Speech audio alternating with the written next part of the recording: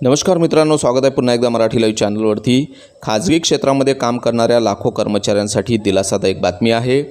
केंद्रीय अर्थ मंत्रालयाने कर्मचारी भविष्य निर्वाह निधी म्हणजेच EPF आणि कर्मचारी पेन्शन योजना म्हणजे EPS अंतर्गत अनिवार्य निवृत्ती निधी कव्हरेजसाठी वेतन मर्यादा ती 15,000वरून 25,000 प्रति महिना करण्याच्या प्रस्तावाला मंजुरी दिलेली आहे।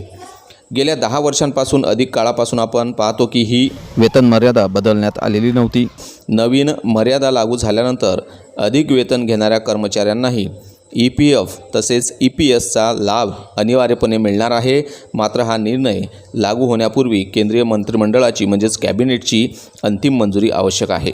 गेल्या अनेक वर्षापासून विविध कर्मचारी संघटना EPSसाठी वेतन मर्यादा वाढवण्याची मागणी करत होत्या। अखेर अर्थ मंत्रालयाने आपण पाहतो की या प्रस्तावाला मंजुरी दिल्याने खाजगी क्षेत्रातील कर्मचाऱ्यांमध्ये सावधानतेचे वातावरण आहे।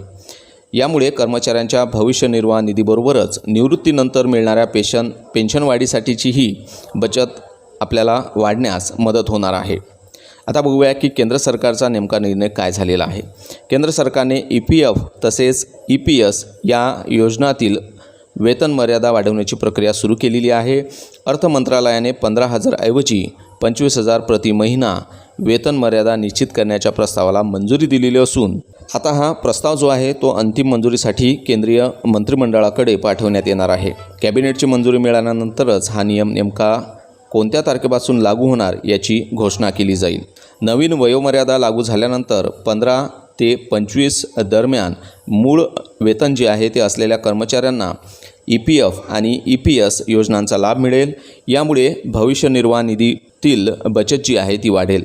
निवृत्तीनंतर मिळणाऱ्या पेन्शनचा जो लाभ आहे तो अधिक कर्मचाऱ्यांना मिळेल। तसेच खाजगी क्षेत्रातील कर्मचाऱ्यांची सामाजिक सुरक्षा अधिक मजबूत होईल। आता कंपन्यांवरील खर्च कसा वाढणार आहे बघा। या निर्णयाचा परिणाम कंपन्यांवरही होणार आहे।